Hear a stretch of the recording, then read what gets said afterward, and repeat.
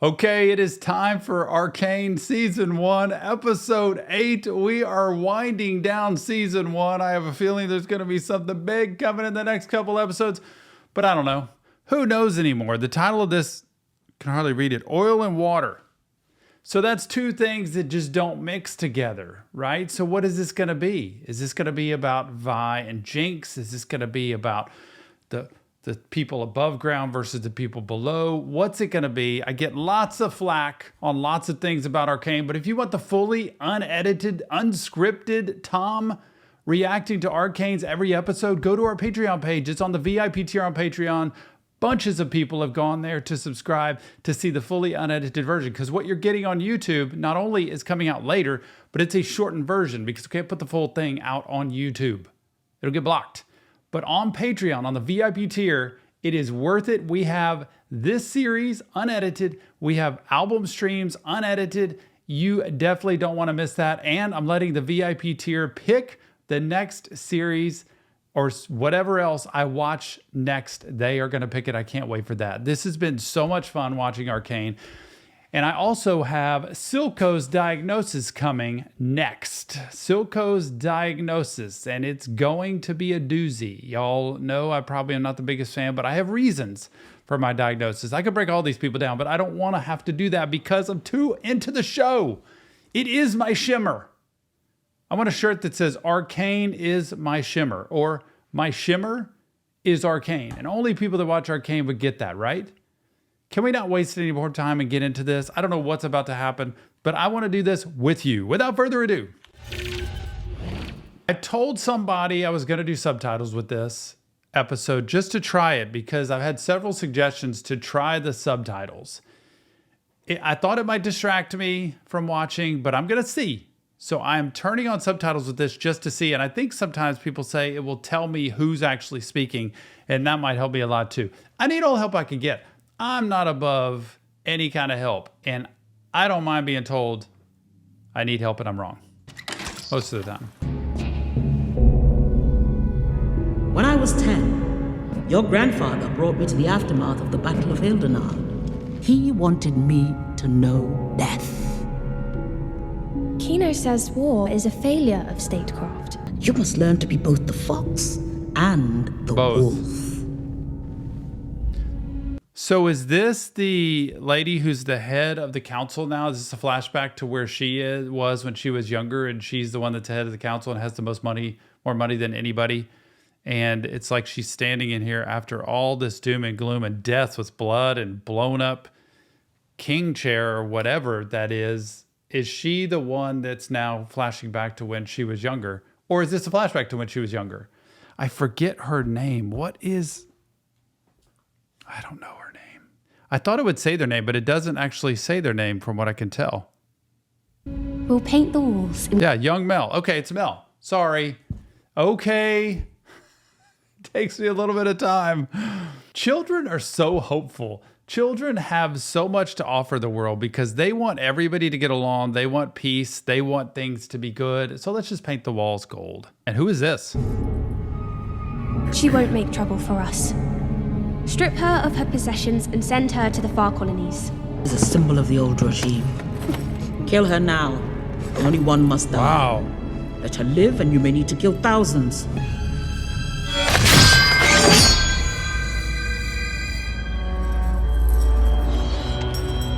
A wolf has no mercy. Did she just do her in? Right there in front of young Mel?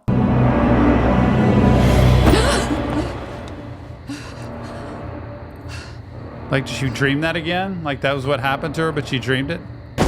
Will you be okay? I'll be right back. Okay. Jinx! Silco.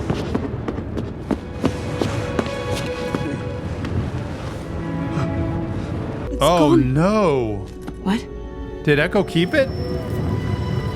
It was all for nothing. Wow. Jinx got it. Oh, that's right. The show. I need to just binge it. I need to just sit and watch episode after episode because This show has so much packed into it. I have to stop and soak it in as it goes. There's too much going on. Be patient with me. He sees her. Yep. And he's taking her away. Mark is gone. Gone. Sir, we've secured the area. I've got orders to escort you back into the city. It's a result of all of this.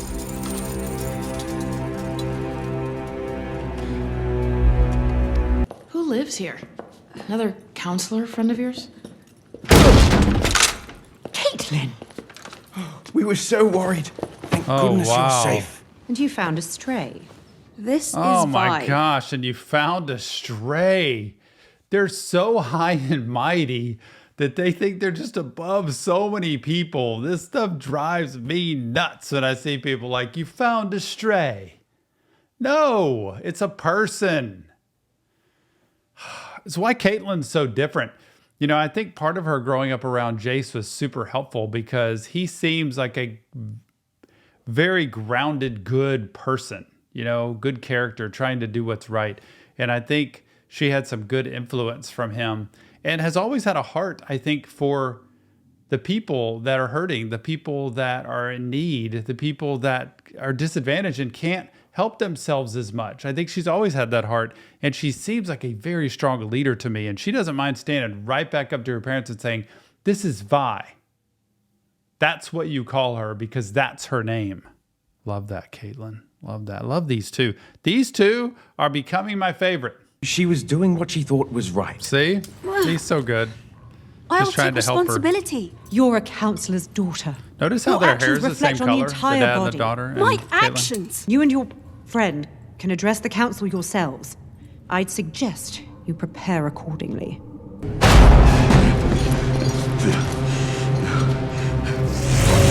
Like, you gotta save her. I believe I can save her, but the process will be demanding. No. She can take it. And before I begin, I must know. Are you prepared to lose her? Oh boy. She won't die, Doctor. She can't. I understand. This is the part I think, please understand, this is for your own sanity. This is the part where I think a lot of people have commented to me that Silco is not the horrible person I think he is when I talk about, you know, how self-centered he is and the way that he conducts his day-to-day business. I do think he's tremendously attached to Jinx. And I think you can see here just his eyes and, you know, she can't die and then gives her a kiss right there because it's like a father to a daughter. Here's the challenge with Silco. He has this attachment with her and he can do that with her. You know why? Because she'll respond and she's being his daughter. She can be rebellious at times, but she's being his daughter, which is obedient, compliant, loving, attached. She gives him the shot in the eye. She's always around him. She adores his attention and his affection and all of that. And I think he's tremendously attached to her because it's the only way he can do attachment in a semi-healthy way. You know, he grew up with all that stuff with Vander, whatever happened. And once he did that, it was almost like he forget it. You know, I can never trust anybody again. Well, now he's finally learned to trust somebody. And he's also finally learned to love somebody. So I don't want to mistake that for like, he's such a good, sweet, kind-hearted man. He flips a switch when he is threatened or when power is threatened to be taken from him. And that changes who he is, and it doesn't matter who it's with. The thing here with Jinx, though, is that if she dies, a huge piece of him dies. And I think that's why he's so desperate to save her, because if she dies, I have nothing left. And I think he would blow up the world if he could, if Jinx dies. I think his whole world is wrapped up into her right now. Well, period. Please understand this is for your own sanity. Oh, wow.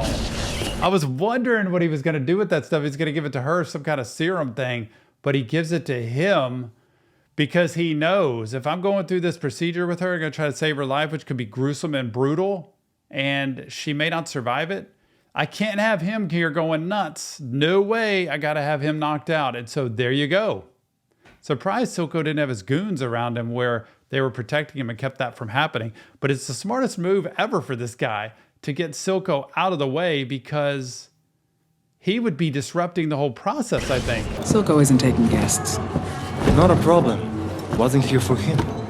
Thought I might bend you here. Run a tight ship, don't you? Except it's not your ship.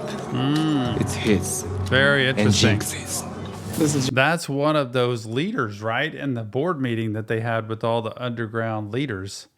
And he's kind of prodding her at this point. Like, you run a tight ship. You are the one who's got your hands in all of this stuff, but it's not your plan, is it? It's not your ship. It's really his. Probably throw Jinx in there too, just to irritate her, but he is really he's kind of ribbing her at this point. Got to be smart about it. You aren't the only one dissatisfied with his performance. There's bigger fish than Silco.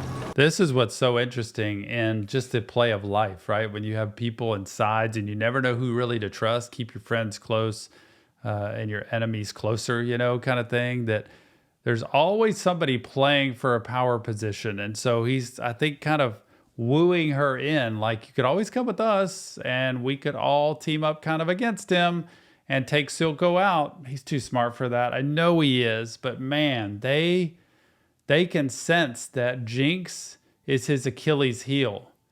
Jinx is kind of that weak spot in him emotionally, and they know that. So what I was talking about earlier. So if anything goes, and if Jinx kind of goes off the rails, he leans towards her first. And Savica, or he said Sevica, but Savica, for me, is kind of in the between right now, I think. I don't think she knows where to stand or who to trust or how much to trust. Well, Elora, you didn't have to come out to meet me.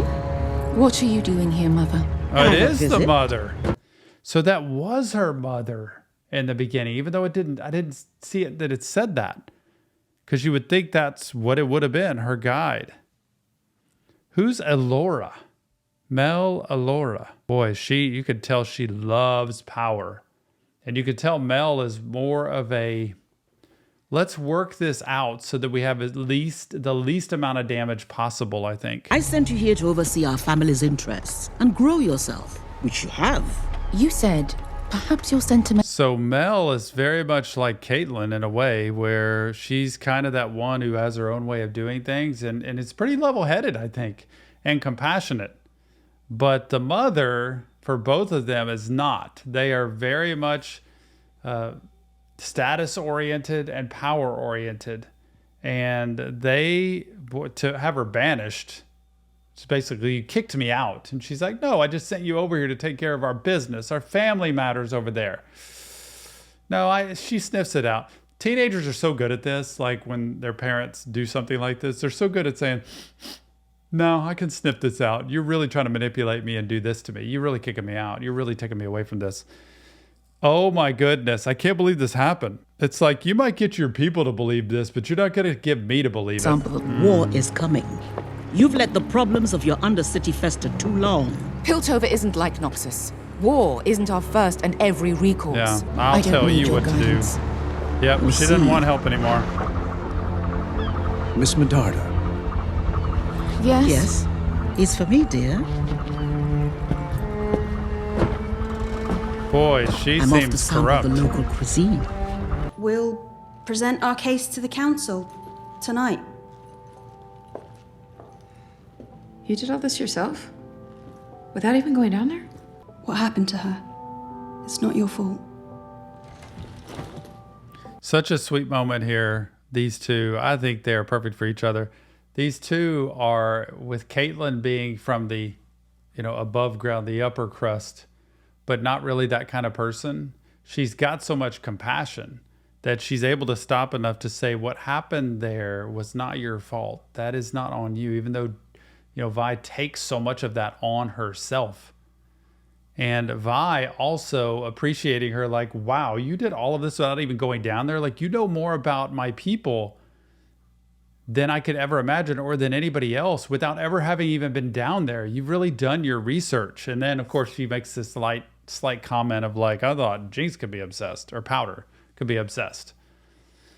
But that's actually a compliment. So it's such a sweet moment here where they both lay down, and then Caitlin's like, it wasn't your fault. Look at this. When my parents were still alive,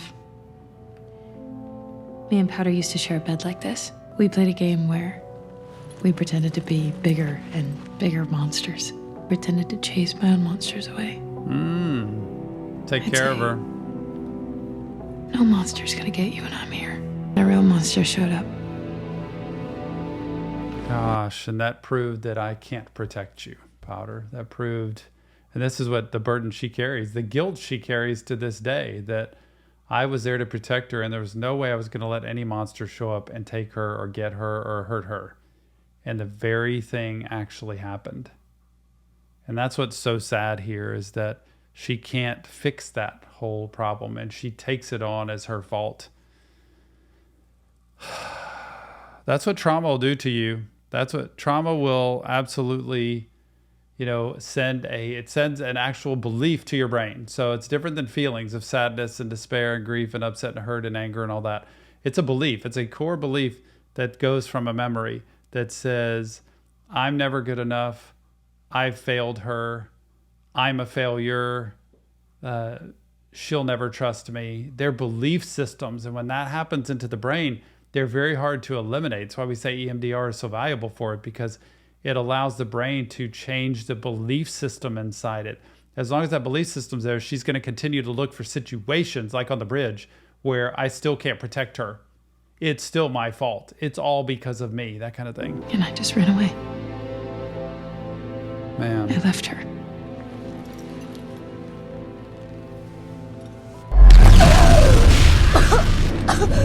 Whoa!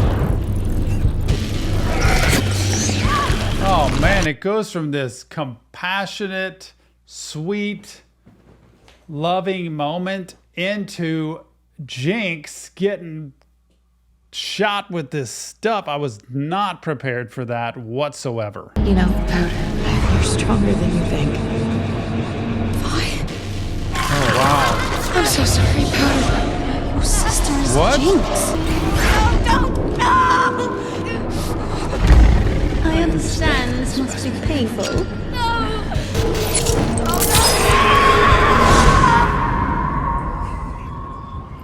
This is what's so horrible he was saying about this. She has all these delusions, hallucinations, all to where they are going to destroy her, Jinx, and it's Vi and Caitlin they are doing it. Her worst nightmare coming true in that. Wonder if she'll hold on to that memory. Oh my gosh, did y'all see that? Oh my goodness. Where'd she go? Oh no, this could be it. He thinks she's dead. What have you done? I saved her life. Oh. Furball. Be nice. Oh wow. He's disheartened by all of this, probably. Though these blades seem improperly pitched. Wrong. Echo made it! Echo made it! Are you all right, Yes! lad? Yeah, I'm fine. I just sprained my ankle. I don't know how I'm gonna get down there with my leg busted. And, well, you're holding my ride. Oh, that's his ride. You're Mel's mom. Yep. Among other things. Squeeze, child. You won't break it. Wow. We may not be Noxus, but Piltover isn't as helpless as you think. Who said anything about Piltover? Yeah. We're not your place. If you're coming here trying to make it your place, she's probably like, no, I'm coming here to fix a problem because here's what you need to do. But he's like, we might have our issues, but we're not like broken. We're fine. It's like she's getting herself all involved in this. But I have a city to run. Wait. You have the passion of youth. I have experience. But if you don't accept certain realities, I fear you'll end up like General Parlek. Slaughtered with your eyes closed. Oh my goodness, comes out of the tub and nothing on just to show him, number one, this is what I got. Number two, I am not shy and not afraid to stand tall and strong to you, and I am powerful. And number three, I'm going to tell you exactly what's going to happen to you unless you follow my advice. part of him is still very green. He's still learning the ropes. And so I'm sure it's hard against really powerful people to be able to stand in there and say, yeah, I'm good. Thank you. Perhaps Marcus was operating independently. What could anyone in the Undercity offer him that he didn't have up here? It's not what they offered him. It's what There he we had to go. lose. Counselors, this is Vi. She was born in the Undercity. Even though we failed her in countless ways, Oh, so she risked sweet. everything to show me what life is really like down there. One man leads these efforts. Silco. We've done investigations of Silco. And who led these investigations? Ha, Marcus. What about these? Do you know who made them? No. Oh, Vi. Well, Her name is Jinx. This Oh, Jinx has wow. the gemstone. They have Shimmer. We have Hextech. what happened to you? We've been talking about talking for weeks now. Jace, you don't know war. That's I true. do. That's true. It must be our last resort. There may be a diplomatic solution. Interesting how the council works. And she's very right. She's a very level-headed. I go back and forth on so many of these characters so much of the time because of the writing. It's quite a story, but she has a very level head on, wait a minute, that needs to be the very last resort. That was a Vander type move. Vander's like, no, we could go do that, but we don't want to do that because the fallout and the aftermath is way worse if we go that route than if we just patiently try to figure out what we need to do here to try to get down there and get that. And Jace is getting very reactive here. I feel like he needs to make a power play to be able to show his force and his dominance and his leadership, but he doesn't know what to do. So his only reaction was, let's go attack, which maybe not always is the best thing. And especially with Vi squeezing Caitlyn's hand in the middle of this and saying, I'll take this. And I know that she doesn't want anything to happen to Jinx, but... What? You want to negotiate with him? It may be the only way to avoid further bloodshed. This is insane. Did you learn nothing? He hates you. Everything you stand for. That's true. He will never back down. So interesting to me because I wonder how much the two sides of he is bent on destruction and taking down all of us here versus the side of Silco that says, look, I just want to be left alone. I want us to have Zon here and be able to live on our own and have our own place and create the greatness we want to create here and no distraction or no corruption from anywhere outside. Is that the side of Silco? Which I just want to have our own place that I believe can be amazing if everybody else leaves us alone. Or is it the side of, no, I want to destroy everything else but us so that we are all that exists. And that's what Vi is saying here. Forget it. Please. I remember where your fancy damn door is. Yep. Vi's like, no worries. I'll do it myself. Vi! Wait! Wait! Where are you going? I don't know. Back where I came from? So stupid to think it could change. There must be something else we can do. Some other way. We'll make a new plan. We have to try. Like Top side Victor with and bottom, Jace. oil and water. That's all there is. Ah, there it is. The top and the bottom. Oil and water. They will never mix. Don't bother. Don't try. There's no hope. Caitlyn's like, I won't accept that. That's not okay. Because if that's the case, then we are inevitably going to war and one side or both are going to lose out, y'all. Oh, there it is. The oil and water. There must be something else we can do. Some other way. We'll make a new plan. We have to try. We tried, okay? It wasn't enough. Top side and bottom, oil and water. That's all there is. What about us? Oil and water. Oh. Wasn't meant to be. You She have to see can't. that. Just attachment. Do yourself a favor. It's attachment. This whole thing for Vi, when she feels rejected, when she feels dismissed, when she feels misunderstood, when she feels pushed away, she goes to this attachment issue of, just leaving, cutting and running, getting out of there. And she just won't hear it. It's like she flips a switch and cuts everything off. It's like, we're done. You're a part of this. I'm a part of that. We'll never work. We'll never be able to be connected or friends or whatever it is we're going to be anyway. So don't worry. And Caitlyn keeps trying and trying to keep herself in there and stay connected. But Vi is just doing the reactive piece of, see, I told you this is how it was going to be. I was stupid to even believe it to begin with. So I need to go back to my safety net. And the safety net when it comes to any kind of trauma, abuse, neglect, abandonment, all this stuff that happens to people earlier in life is do not attach yourself anywhere else. And so that's what she's doing here. I'm not going to attach myself because the minute I did it with Caitlin, I end up here, which is rejected, and I don't belong, and they won't accept me. So I might as well go back to my place, which means rejecting, abandoning, and leaving Caitlin. And so she's going to reject her. What she's going to do is say enough mean things to push her away. And if Caitlin's strong enough, she'll hang in there, and she won't accept it, and that will keep them together. If Caitlin can stay in there long enough, I think Vi can hear that this is somebody I really can trust. Do yourself a favor, Cupcake. Go back to that big, shiny house of yours and She's daring her. She's daring her. Forget me. I'm not worth it. I don't matter. I'm not worth it. I'm not lovable. I'm not worthy of being loved. All that stuff. And she's walking away. And part of her inside with this attachment stuff and all the trauma she's been through is, please come get me. This is subconscious, right? Unconscious, but please come get me. Please don't quit on me. But if she walks away and Caitlin doesn't follow her, it's more proof that she was right about that. And that's what feeds attachment stuff so strongly. Wow.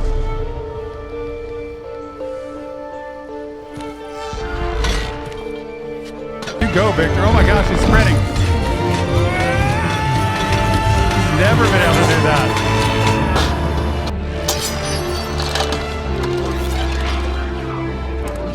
Oh boy. Victor?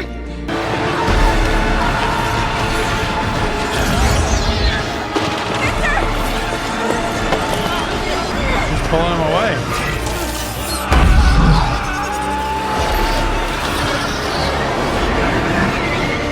Oh, her too?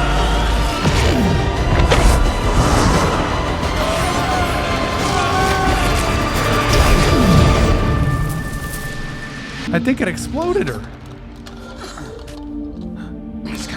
Sky? I think she's evaporated. It can't.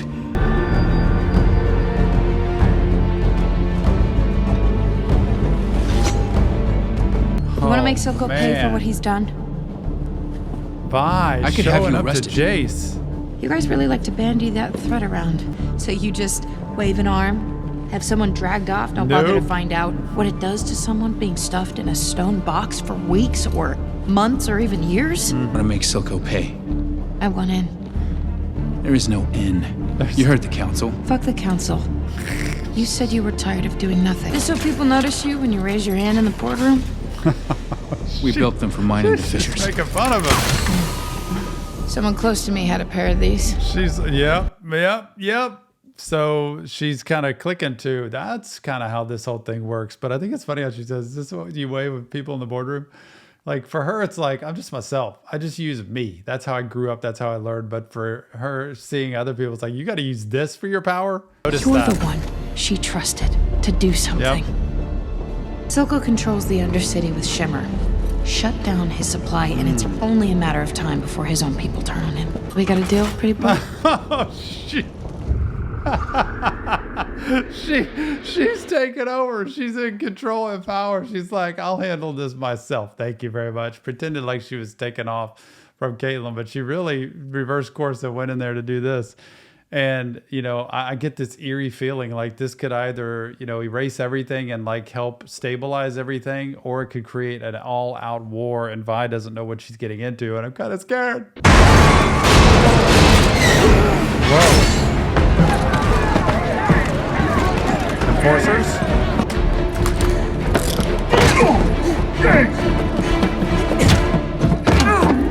Oh, she hit the button. Can't be stopped.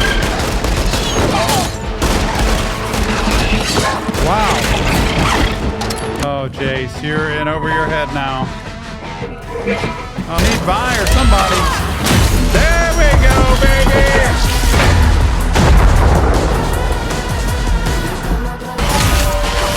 Yeah!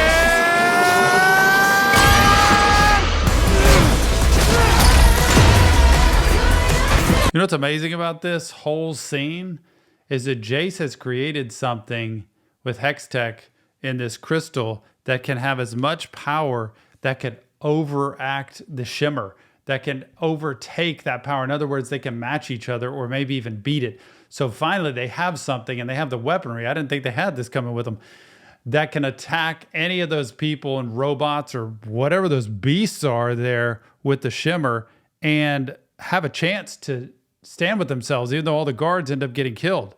So it's pretty cool that now you have two forces with equal potential power that can be used either positively or negatively. Wow. Oh my gosh.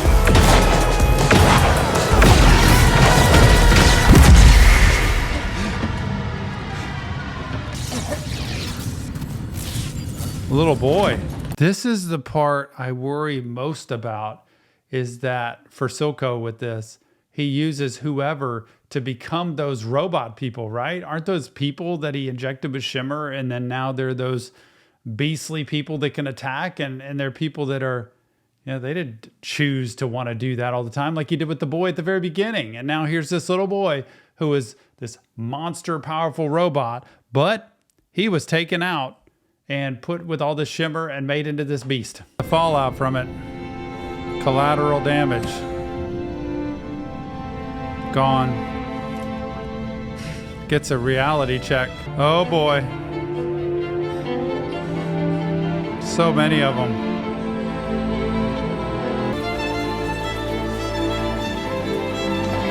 Caitlin?